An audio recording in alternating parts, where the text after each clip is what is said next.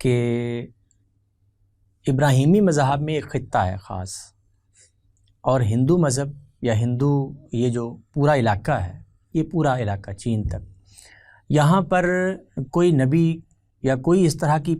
کا پیغام، کوئی ہدایت صدیوں تک کوئی نہیں اتری ہے۔ ایک کتاب ہے، 4 کتابیں ہیں، وہی صدیوں سے چلی آ رہی ہیں، لیکن ادھر ہم دیکھتے ہیں تو پے در پے انبیاء ہیں،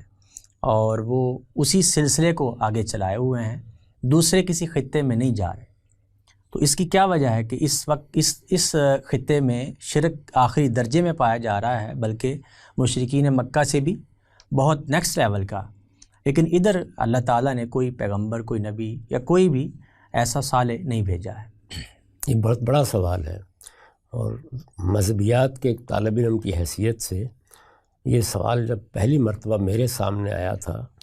تو تکلیف دہ حد تک اس طرح پیدا کرنے کا باعث بن گیا تھا۔ ایک بڑا سوال ہے۔ اب آپ ذرا دیکھیے کہ قرآن مجید کتنی بڑی نعمت ہے، وہ تنہا ہے جو اس سوال کا جواب دیتا ہے، اور وہ یہ بتاتا ہے کہ اللہ تعالیٰ نے اپنی ہدایت بھیجنے کی اسکیم کو 2 ادوار میں تقسیم کیا ہے۔ پہلا دور وہ ہے جس میں انسان ابھی یا تو مختلف جگہوں پر اپنے نشیمن بنا نہیں رہے، یا اگر بنا بھی رہے ہیں تو پوری انسانیت اس روایت میں نہیں آ گئی، ابھی تمدن مختلف مراحل سے گزر رہا ہے، قومیں ایک دوسرے سے دور پڑی ہوئی ہیں، اپنے اپنے علاقوں میں ہیں۔ تو وہ مجھے یہ بتاتا ہے کہ اس وقت اللہ تعالیٰ نے یہ اہتمام کیا کہ وہ ہر قوم میں اپنا پیغمبر بھیجے، اور اس کو اس نے بیان کر دیا، جس طرح کہ آپ جانتے ہیں کہ سورہ یونس میں فرمایا وَلِكُلِّ قَوْمٍ رسول، ہر امت میں، ہر قوم میں ہم نے ایک پیغمبر بھیجا ہے، اور پھر ہم اس کا فیصلہ کرتے رہے ہیں۔ تو اس طرح ایک بڑی روایت قائم ہو گئی۔ یہ روایت صدیوں جاری رہی، ہم نہیں جانتے کتنی مدت تک جاری رہی۔ پھر اس روایت کے بارے میں وہ یہ بتاتا ہے کہ اس کی ابتدا بھی ایک پیغمبر سے ہوئی، یعنی انسان کے وجود میں آنے اور پیغمبر کے وجود میں آنے میں وقت کا فرق نہیں ہے، زمان مختلف نہیں ہوا۔ یہ بہت بڑی بات ہے اور بڑی اہم بات ہے، کیونکہ اگر دوسری بات ہو تو پھر مذہبیات کی بنیاد کے لیے پیغمبر کی ضرورت اصلاً نہیں ہوگی، پہلے ہی دن نہیں ہوگی، پھر کوئی مسئلہ پیدا ہونا چاہیے جس کے بعد پیغمبر بھیجا جائے۔ تو وہ یہ کہتا ہے کہ پہلا دور وہ ہے۔ دوسرے دور میں ہم نے یہ فیصلہ کیا کہ ہم دنیا کے وسط میں 2 علاقوں کا انتخاب کریں گے، اور وہاں 2 قوموں کو آباد کریں گے، اور ان کا انتخاب کر کے ہم نے ان قوموں کو شہادت کے منصب پر فائز کر دیا۔ چنانچہ پھر اس کی ضرورت نہیں رہی کہ ہم ہر جگہ پر پیغمبر بھیجیں، ان کی ہدایت کے لیے پیغمبر ہم نے پھر بھیجے ہیں تاکہ وہ ہدایت پر قائم رہیں۔ اس میں بھی چونکہ قبائلی تمدن عرب کے لوگوں کو حاصل تھا، وہاں انحرافات کے پیدا ہونے کے امکانات بڑے کم تھے، وہاں اس کی ضرورت بھی محسوس نہیں کی۔ لیکن بنی اسرائیل چونکہ شہری تمدن کے لوگ تھے، یروشلم کا معاملہ بھی یہی تھا، مصر میں بھی ان کا یہی پس منظر تھا، وہاں ہم نے البتہ بار بار پیغمبر بھیجے اور ان کو اجتماعی زندگی کے بارے میں ایک شریعت بھی دی۔ تو وہ اپنی پوری اسکیم کو واضح کر دیتا ہے اور یہ بتاتا ہے کہ یہ طریقہ ہم نے اختیار کیا ہے۔ اس وقت پھر پوری دنیا سے یہ تقاضا کیا گیا کہ اب 2 قومیں موجود ہیں، کوئی فرد نہیں ہے، ان کے پاس خدا کی ہدایت ہے، جو ہدایت کا سچا طالب ہے جائے اور ان سے جا کر سیکھ لے، جائے اور اس کو جا کر دیکھ لے۔ اس کے بعد اللہ تعالیٰ فرماتے ہیں کہ پھر اس کی ضرورت نہیں رہی کہ ہم باقی جگہوں پر بھی اسی طرح پیغمبر بھیجیں، کیونکہ پیغمبر کو بھیجنے کے نتیجے میں لوگوں کے لیے ایک بہت بڑی آزمائش پیدا ہوتی ہے۔ تو اللہ نہیں چاہتے کہ اپنے بندوں کو بار بار اس آزمائش میں ڈالیں۔ درست ہے، یعنی ایک شخص ہے، ایک نبی ہے، وہ جب پیغام دے رہا ہے اور ایک پوری قوم وہی پیغام دے رہی ہے، تو اس سے یہ فرق واقع ہو جاتا ہے کہ پیغام پہنچ جائے گا اور درست طریقے سے لوگوں تک باقی جگہوں وہ ایک پوری قوم کی دعوت بن گئی، پوری قوم اس کی گواہی دینے کے لیے تیار ہے، اس کا ظہور ان کے عمل میں ہو جائے گا، لوگ وہاں جا کے اس کو دیکھ سکتے ہیں۔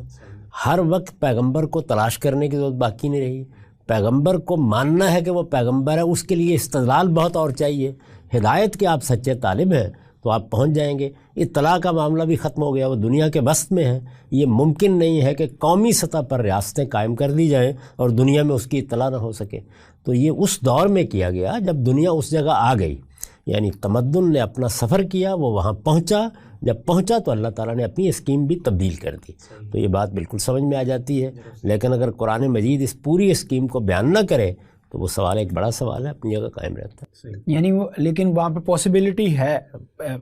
پیغمبرانہ ٹریڈیشنز کی اور خدا کی طرف سے معاملات کی، اس کو آپ مانتے ہیں؟ یعنی سیدنا ابراہیم سے پہلے؟ جی انہیں سے یعنی پہلے۔ اس کا تعلق تو صرف مدت سے ہوگا، پاسبلٹی کیا؟ قرآن مجید نے صراحت سے کہہ دیا ہے، یعنی یہ بتا دیا ہے وَلِكُلِّ أُمَّةٍ رسول کا مطلب کیا ہے؟ اس کا مطلب یہ ہے کہ دنیا میں جہاں جہاں قومیں آباد ہوئیں، یہ ہم جانتے ہیں نا، اگر دنیا کی تاریخ کے بارے میں وہ تعبیر تسلیم کر لی جائے جو ہمارے ہاں روایت میں چلی آ رہی ہے کہ سیدنا نوح کے تینوں بیٹے دنیا کے مختلف علاقوں کی طرف بتدریج ہجرت کرتے چلے گئے، مختلف بر اعظموں کو انہوں نے اپنا وطن بنانا شروع کر دیا۔ وہ جہاں جہاں گئے ہوں گے اس جگہ ان کی بستیاں ہوں گی، ان کے علاقے ہوں گے، اور اس میں جیسے کہ قرآن کا طریقہ ہے کہ القریٰ میں ہم ایک پیغمبر بھیجتے رہے ہیں اور وہ اس پوری قوم کا پیغمبر بن جاتا رہا ہے، تو یقیناً ہندوستان میں بھی ایسا ہوا ہوگا اگر وہاں اس زمانے میں لوگ رہے ہوں گے، وسط ایشیا میں بھی ہوا ہوگا۔ ہو سکتا ہے کہ آپ تحقیق کریں تو آپ کو جاپان میں بلکہ قدیم امریکی تہذیب میں بھی اس کے آثار مل جائیں، لیکن وہ سب اصل میں سیدنا ابراہیم سے پہلے ہونا چاہیے۔ یعنی 4000 سال سے اللہ تعالیٰ کی اسکیم دوسری رہی ہے، اس میں بھی پہلے 500 سال تدریجی ہیں، یعنی اس میں ابھی بنی اسرائیل قوم کی حیثیت سے نمایاں نہیں ہو سکے۔ کم و بیش 1500 قبل مسیح میں ہم جانتے ہیں کہ سیدنا موسیٰ کی بعثت ہوئی ہے، اس کے بعد کہیں جا کر وہ قومی حیثیت اختیار کرتے ہیں۔ قومی حیثیت اختیار کرنے کے بعد دوسرا مسئلہ یہ تھا کہ وہ فلسطین میں آ کے آباد ہوں، وہاں ان کا باقاعدہ نظم قائم ہو، تو اس وقت تک اللہ تعالیٰ نے وہی طریقہ جاری رکھا ہے۔ اگر ہمیں کہیں ایسے آثار ملیں گے کہ جس میں ہم یہ اندازہ کر سکیں کہ 1500 قبل مسیح سے پہلے کہیں نبوت کی روشنی مل رہی ہے یا کتابوں کا وہ انداز ہے، جیسے میں نے ابھی عرض کیا نا کہ میں جب پہلے 3 ویدوں کو پڑھتا ہوں، چوتھے پر میں نے اس لیے تبصرہ نہیں کیا